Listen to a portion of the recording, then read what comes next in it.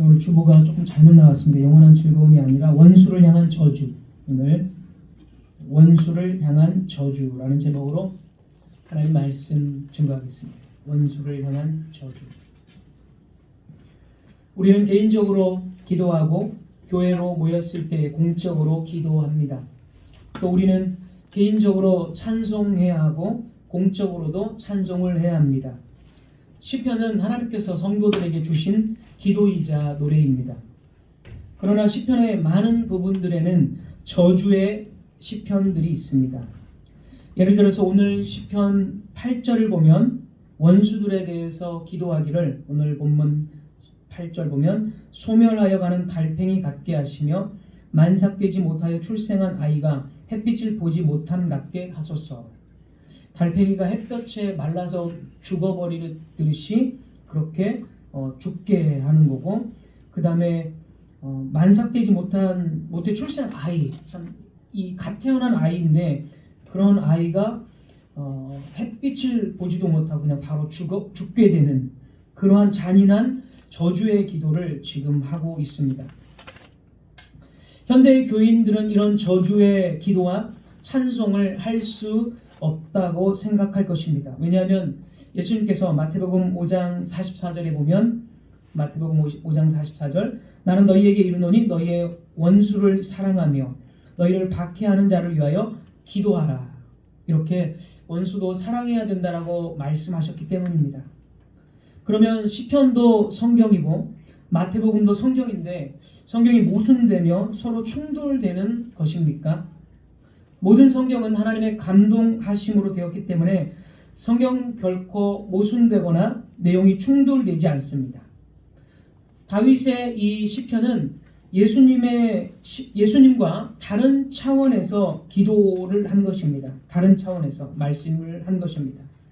우리는 예수님의 말씀처럼 원수를 만들어서도 안 되고 또 개인적인 복수를 해서도 안 됩니다. 또한 반대로 오늘 이 시편 말씀이 나의 정서에 맞지 않는다고 해서 적당히 넘겨버리거나 얼버무려 버릴 수도 없습니다. 다윗의 입술 위에 있었던 이 저주의 기도는 오늘 우리의 입술에 두어야 할 하나님의 말씀, 하나님께서 주신 찬송이자 기도이기 때문입니다. 이 시편은 다윗의 시입니다. 그리고 다른 대부분의 시편들이 그렇듯이 이 시편도 특별한 어떤 사건을 배경에 두고 기록이 되었을 것입니다. 오늘 본문 1절을 한번 보면, 1절을 봅니다. 1절 보면 통치자들아 너희가 정의를 말해야 하거늘 어찌 잠잠하냐, 인자들아 너희가 올바르게 판결해야 하거늘 어찌 잠잠하냐. 다윗은 지금 이스라엘의 통치자들이 정의를 말하지 않고 또 올바르게 판결하지 않는다라고 말합니다. 이스라엘의 통치자들은 항상 하나님의 공의대로 판결해야 되고 정의가 구현되도록 이스라엘 안에서 정의가 구현되도록 해야 했습니다. 그런데 그렇게 하지 않았다는 것입니다. 이 한 구절에 기대어 봤을 때 우리가 다윗의 상황을 판단해 보면 이 시편을 기록할 당시 다윗은 왕이 되기 이전임을 알 수가 있습니다.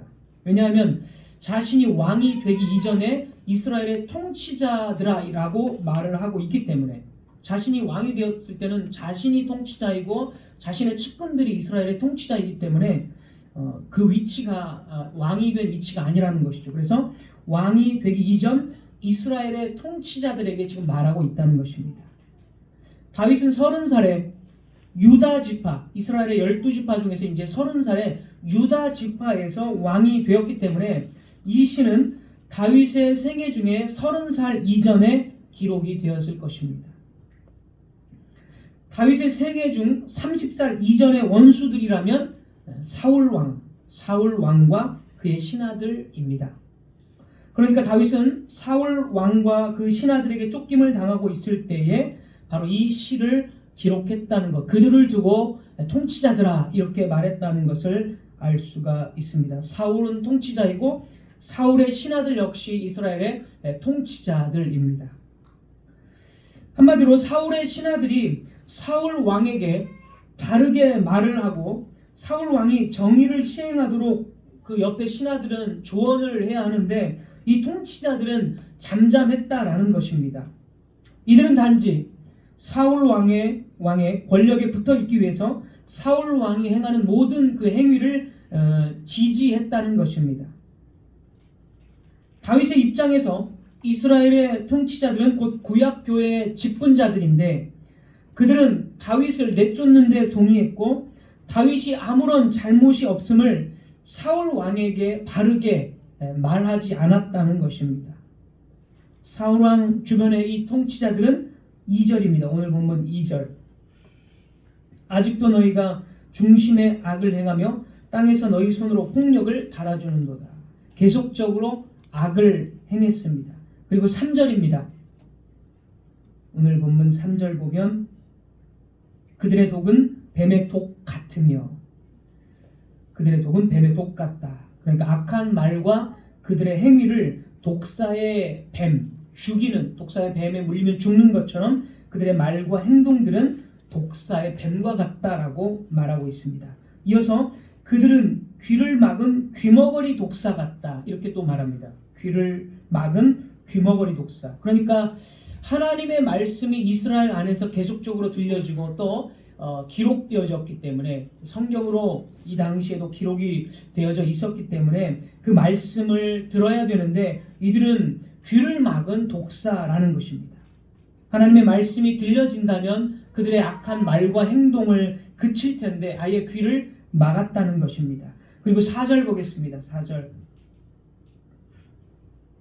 술사의 홀리는 소리도 듣지 않고 능숙한 술객의 요술도 따르지 아니하는 독사로다. 영화나 드라마 이런 것을 보면은 마술사들이 피리를 불면서 뱀을 능숙하게 다루고 통제하는 모습들을 쉽게 볼 수가 있습니다. 그런데 이 악한 자들은 술사의 그 소리와 요술도 따르지 않는 제멋대로의 그러한 독사다 이렇게 말을 하고 있습니다. 이제 다윗은 이런 악인들을 향해서 저주의 기도를 합니다. 6절에서 9절까지 우리가 이제 다 읽진 않았지만 6절에서 9절까지 악인들에게 보복해 달라고 기도하는데 저주의 내용을 우리가 그냥 보면 다윗이 오죽 힘들었으면 저렇게까지 기도할까라는 생각이 들 정도입니다. 다윗은 사울 왕과 그의 신하들에게 수년간 쫓김을 당했습니다. 긴 시간 동안 도망친 다윗은 사울 왕과 그의 신하들에 대해서 진절머리가 났을 것이고 너무 힘들었을 것입니다. 그리고 분노의 감정이 계속 솟구쳐 올라왔을 것입니다. 그러면 다윗은 이 시편을 그런 마음으로 기록하고 그런 마음으로 하나님께 기도했을까요? 다윗은 심적으로 너무 힘들어서 이런 저주의 시편을 기록했을까요? 물론 다윗은 인간이기 때문에 분노의 감정도 있었을 것이고 힘든 감정 당연히 있었을 것입니다. 하지만 본문은 다윗의 감정에는 관심이 없다는 것입니다. 만약 이 시편이 다윗의 힘든 감정, 분노의 감정에 따라 기록되었다면 우리 역시 기분이 좋을 때는 하나님께 감사하고 힘들고 억울하고 그럴 때는 그렇게 분노의 감정이 들 때는 그런 감정에 휩쓸려서 그냥 하나님께 불평하고 이런 식의 사람들이 될 것입니다. 그러니까 좋을 때는 감사, 힘들 때는 그냥 하나님 찾지도 않고 이런 식의 왔다 갔다 하는 기복적인 신앙생활을 하게 될 것입니다. 다윗은 하나님의 구속의 역사를 알고 있었고 성경에 대해서도 너무나 잘 알고 있었습니다. 그래서 그는 성경의 약속에 따라서 기도한 것입니다. 창세기 3장에서 창세기 3장 사단이 뱀에게 역사해서 아담과 하와를 죄짓게 만들었을 때에 하나님은 바로 이 뱀이 이제 사단이죠. 사단에게 창세기 3장 15절에서 저주를 선포하셨습니다. 하나님이 먼저 뱀에게 이 사단에게 저주를 선포하셨다라는 거예요. 거기를 보면 여러 번 나온 구절, 이 구절은 상당히 중요한 구절이기 때문에 계속적으로 나오는 그런 구절입니다. 내가 너로 여자와 원수가 되게 하고 내가 너, 여기서 이제 뱀, 사단에게 말씀했기 때문에 이 너는 뱀이고 사단입니다. 너로 여자와 원수가 되게 한다. 성경에서 여자는 하나님의 백성, 교회를 상징한다고 제가 여러 번 말씀을 드렸습니다. 여러분 다 아실 겁니다. 그러니까 이 말씀은 사단과 하나님의 백성들인 교회는 서로 원수관계, 절대 화해할 수 없는 전쟁의 관계에 있게 된다라는 뜻입니다. 그래서 사단과 교회가 서로 원수가 됩니다. 하나님께서는 사단과 하나님의 백성들 사이에 절대로 화해할 수 없는 관계, 전쟁이 있을 것이라고 말씀을 하셨습니다. 그리고 이것은 하나님께서 뱀, 사단을 저주하신 것입니다. 이 저주는 하나님께서 먼저 사단을 향해서 저주를 하신 것입니다. 그러니까 다윗의 기도가 저주의 기도인데 하나님도 하시는 저주를 하나님의 백성이 다윗이 못할 이유가 전혀 없는 것이죠. 그리고 나서 이제 3장 15절 보면 네 후손도 여자의 후손과 원수가 되게, 대대로 원수가 된다 이 말이죠. 대대로 후손과 후손 사이에도 계속 하나님의 백성들인 교회의 후손과 사단 편에 선 후손들이 계속 전쟁한다는 거고, 그 다음에 여자의 후손은 내 머리를 상하게 할 것이요. 교회를 통해서 탄생한 한 후손이 사단을 친다라는 거죠. 머리를 친다라는 것은 결정적인 패배를 의미하는 것입니다. 한마디로 교회가 사단을 쳐서 이긴다. 교회의 승리를 여기서 지금 하나님께서 말씀을 하신 것입니다. 다시 한번 말씀드리면 원수는 꺾어져서 패배하고 교회가 승리한다라는 약속을 창세기 3장 15절에서 이미 주신 것입니다. 그래서 사단을 향한 저주가 여기에서 나타나고 교회를 향한 승리가 지금 여기에서 나타나는 것입니다. 그리고 이 약속은 이제 성경의 처음부터 마지막까지 전체를 관통하는 그런 주제가 됩니다. 하나님께서는 이 약속대로 노아 시대에 노아와 그의 가족들을 구원하시고 사단의 편에 선 사람들을 홍수로 심판하셨고, 아브라함 시대에는 소돔과 고모라를 심판하시고 롯을 건져내셨습니다. 또 모세 시대에는 애굽이 사단의 편에 섰을 때에 애굽의 군대를 홍해에 완전히 다 빠뜨려서 죽게 하시고 교회는 구원을 하셨습니다. 여호수아 시대는 어떻습니까? 가나안 족속들이 사단의 편에 서서 이스라엘을 향해 대적해 왔을 때에 하나님께서는 여호수아를 통해서 그들을 파멸시키고 이스라엘에게 땅을 차지하는 그런 승리를 주셨습니다. 이렇게 하나님의 구속의 역사에서 하나님의 백성들의 승리와 원수들의 패배, 원수들의 저주는 늘 있었던 것입니다. 그래서 이스라엘 백성들의 입술에는 하나님의 백성들의 승리와 원수들의 패배가 자주 말해졌고 또 성경으로 반복적으로 기록이 되어졌습니다. 그러나 여러분, 하나님께서 파멸시키겠다고 약속하신 것은 이방인들에게만 해당되는 것이 아닙니다. 주로 이제 이스라엘을 대적하는 이방인들이 원수들이 되고 그들이 파멸을 당하는데 이방인들에게만 해당되는 것은 아니다라는 것입니다. 창세기 3장의 약속은 이스라엘 내부에 있는 언약 백성들, 즉 교회 안에 있음에도 불구하고 교회 안에서도 사단의 추종자들이 있다라는 것이고, 바로 이 사단의 추종자들도 포함이 된다라는 것입니다. 다윗 시대에 바로 그 사단의 추종자들이 사울 왕이고, 변질된 배교한 사울 왕이고, 그리고 사울 왕을 돕는 그의 신하들입니다. 그래서 동일하게 교회 안에도 사단의 편에 선 자들이 있다면 동일한 저주가 약속되어 있는 것입니다. 다윗은 이런 성경의 약속들을 잘 이해하고 있었고 그 약속에 따라서 저주의 기도를 한 것입니다. 하나님이 원수를 미워하시고 원수를 저주하신다면 하나님의 백성들인 교회도 원수를 저주할 수 있는 것입니다.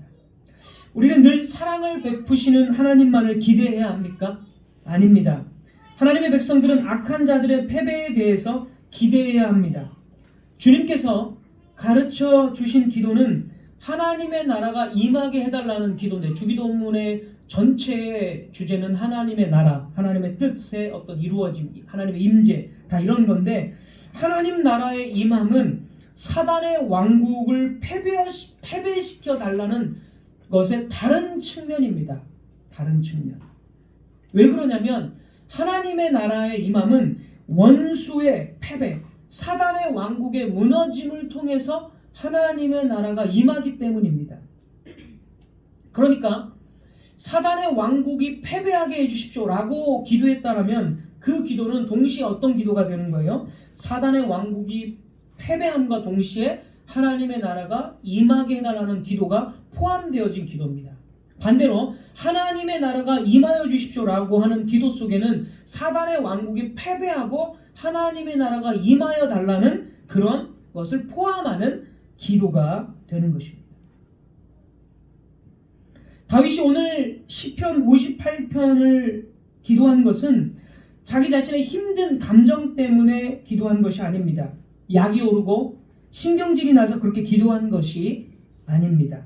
다윗의 마음속의 소원은 하나님의 이름이 영광스럽게 되는 것이고 악인이 패망함으로써 구약의 교회가 참된 교회로 바뀌어지기를, 구약의 교회가 지금 변질된 사울의 이 압제 속에서 변질된 구약의 교회가 하나님의 나라로 다시금 바뀌어지기를 원하는 기도가 되는 것입니다.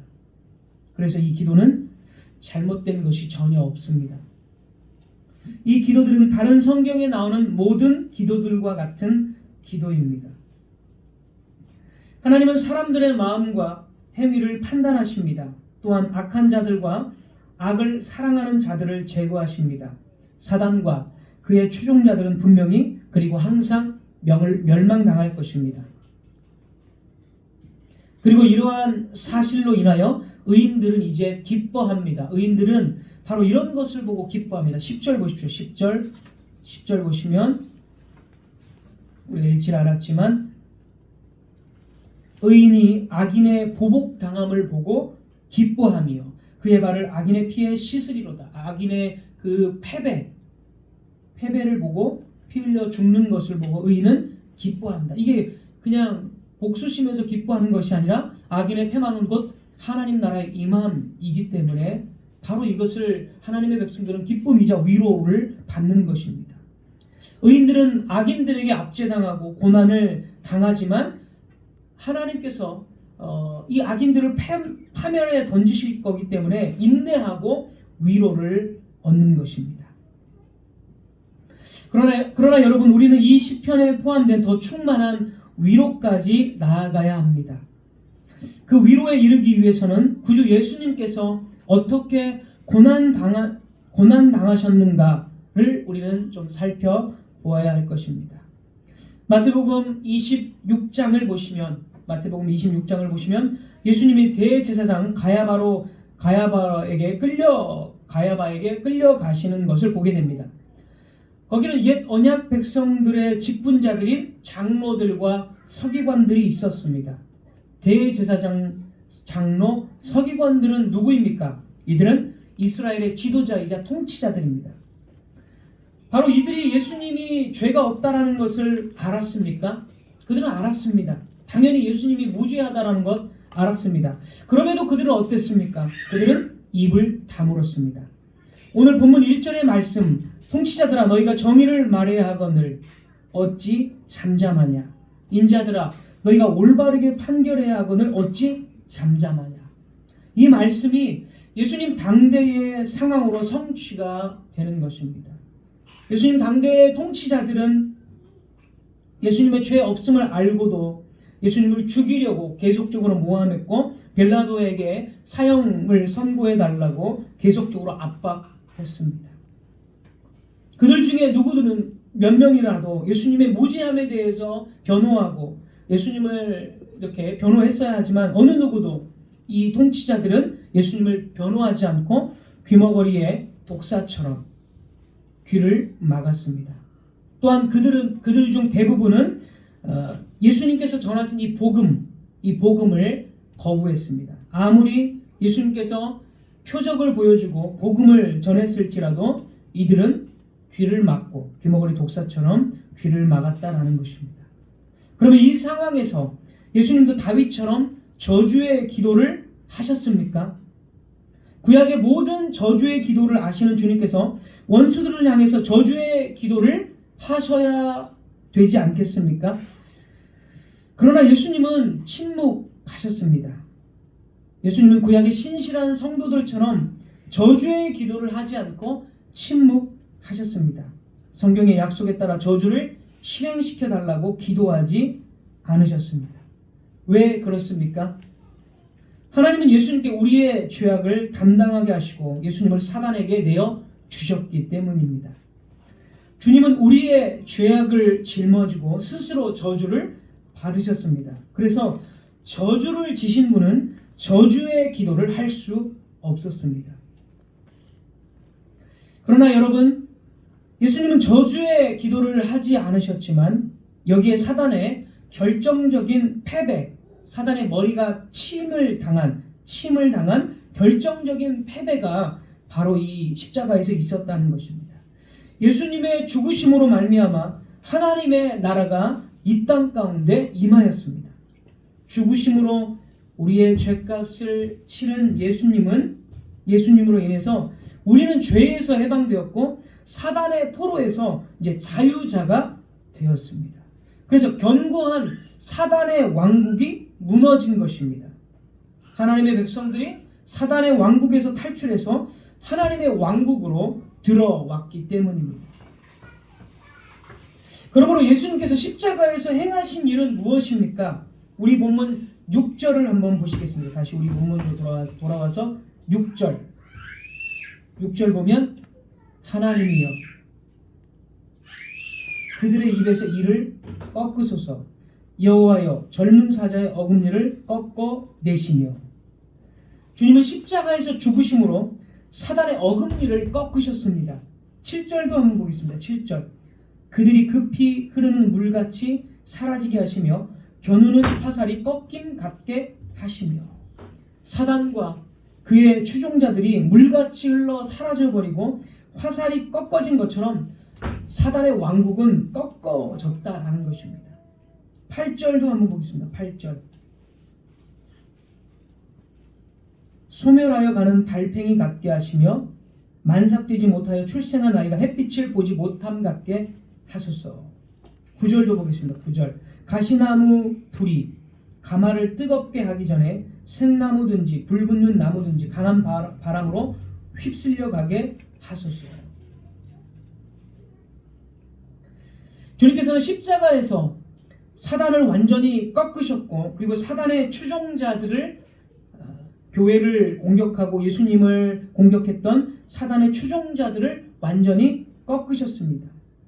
자, 그렇다면 언제 역사 속에서 사단을 꺾으신 것은 사단의 왕국을 패배시킨 것은 십자가에서 하셨고 그 다음에 사단의 추종자들을 특히 언제 예수님께서 이 시편 6절에서 9절까지의 말씀처럼 그들을 제거하셨습니까?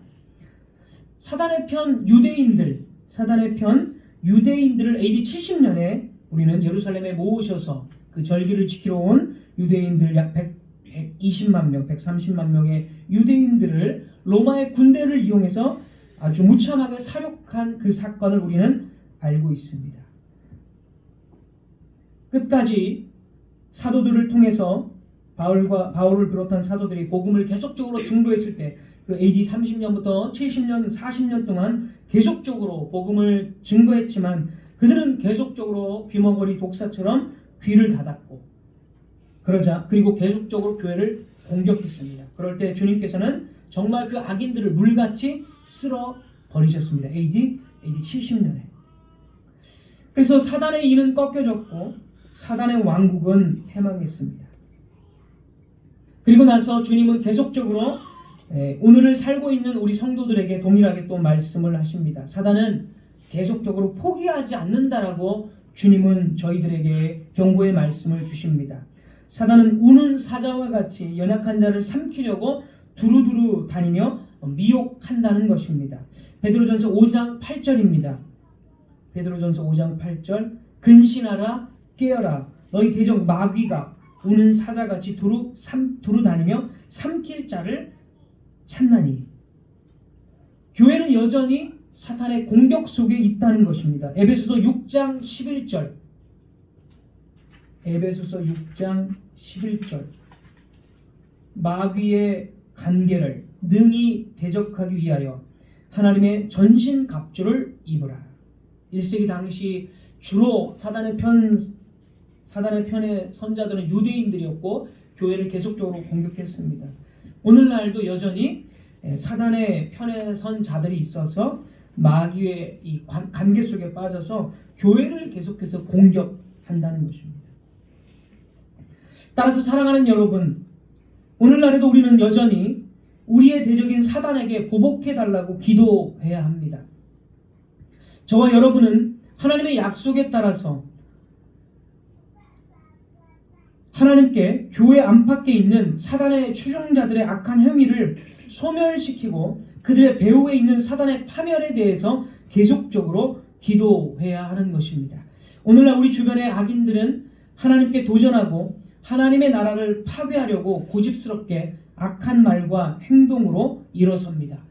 여러분들이 이제 사회생활을 하든지 주변 여러 사람들과 만나고 이야기할 때에 참된 교회를 계속적으로 이렇게 모략하고 음모하고 어그러진 말들을 하는 소리들을 주변에서 상당히 많이 들을 것입니다. 지난주도 제가 보니까 그런 말들이 또 사람들이 하는 것을 주변에 좀 들은 것 같습니다. 그렇게 우리 주변에는 여전히 사단의 편자들이 우리 주변에 있고 계속해서 참된 교회를 공격합니다. 그럴 때 우리는 개인적인 복수심이나 분노의 감정이 아니라 하나님의 나라를 파괴하려는 저 악한 자들의 계획을 꺾어주소서. 교회를 파멸시키려는 악한 자들이 그들의 꾀에 넘어지게 하소서라고 시편의 말씀 그대로 약속에 따라 기도해야 합니다. 또한 우리는 그리고 우리 교회는 이 시편으로 노래해야 합니다. 원수를 파멸시켜달라고 이 시편을 계속적으로 불러야 합니다. 한국교회의 찬송가에는 저주의 기도가 거의 없습니다. 원수를 향한 저주의 노래가 없다면 성도는 원수와의 싸움을 중요하게 여기지 않을 뿐더러 하나님 나라의 임함에 대해서도 점점 관심이 없어질 수밖에 없고 개인적인 감정에 치우치는 신앙이 될 수밖에 없습니다. 이것은 심각한 문제입니다. 그러나 성경에는 이스라엘의 구원에 대해서 말할 때 언제나 원수의 파멸을 동시에 말하고 있다는 사실을 기억해야 합니다. 이스라엘의 구원은 원수의 파멸을 전제함으로 이루어지는 것입니다. 원수가 파멸되지 않으면 구원이라는 것은 없습니다. 그래서 이스라엘의 찬송에는 언제나 원수의 저주가 있습니다.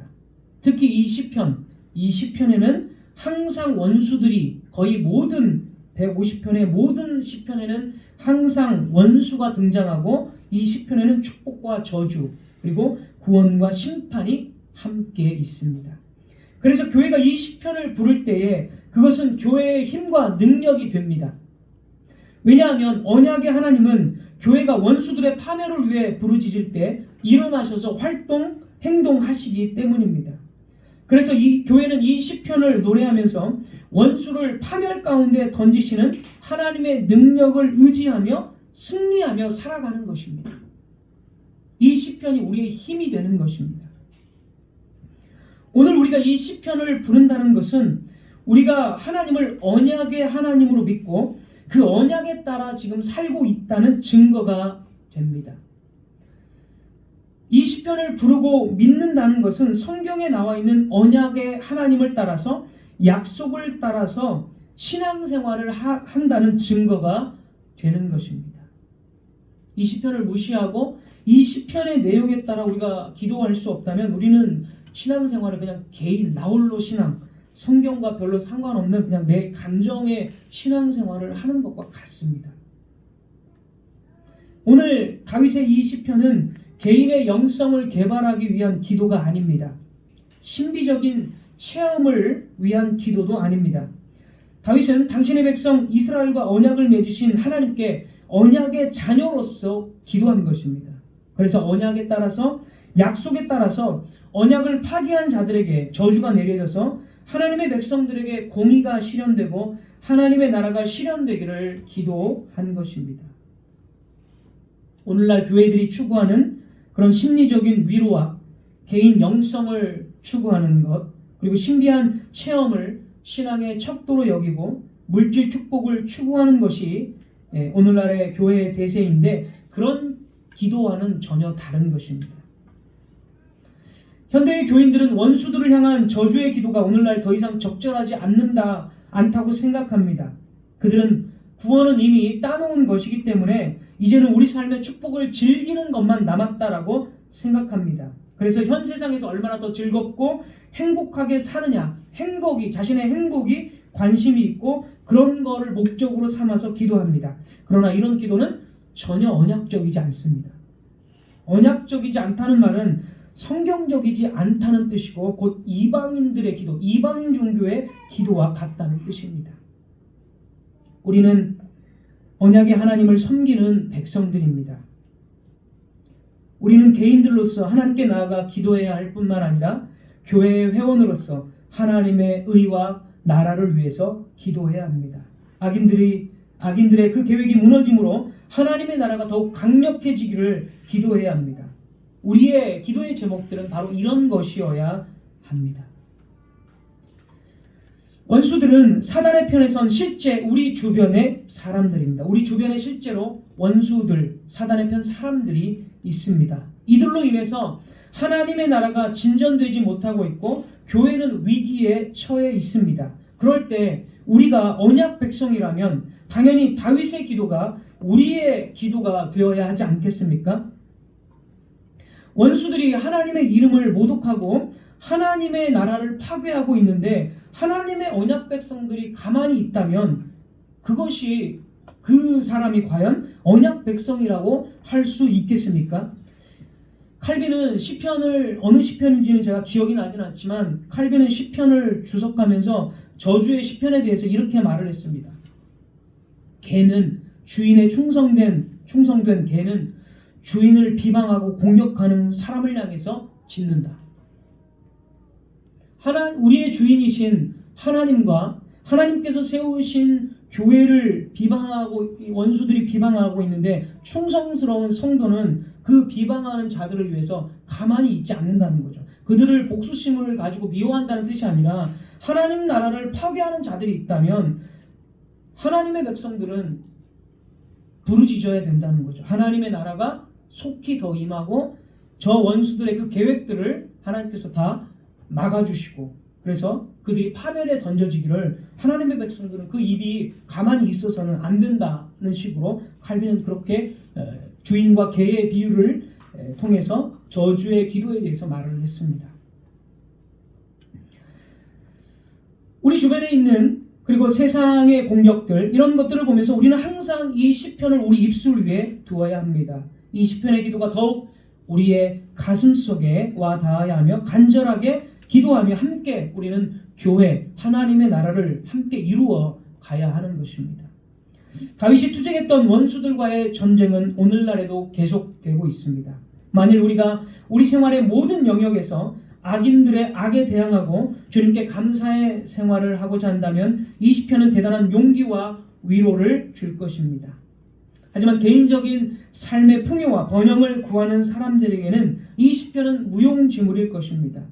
자신은 한 번도 영적인 싸움을 해본 적도 없고 전쟁이라는 사실을 전혀 모르고 있는 사람에게 이 시편은 무가치한 것이 될 것입니다. 그리고 그것은 성경적인 신앙이라고 볼 수가 없습니다. 말씀을 맺겠습니다. 하나님께서 예수 그리스도 안에서 오늘 이 시편을 주셨습니다. 우리는 오늘 또 이 시편을 통해 언약의 하나님, 약속을 따라 사는 것이 무엇인지를 깨달았습니다.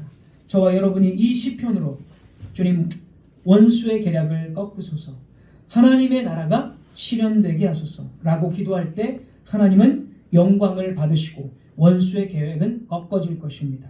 우리는 이것을 보며 위로를 받고 기쁨을 얻게 될 것입니다. 기도하겠습니다.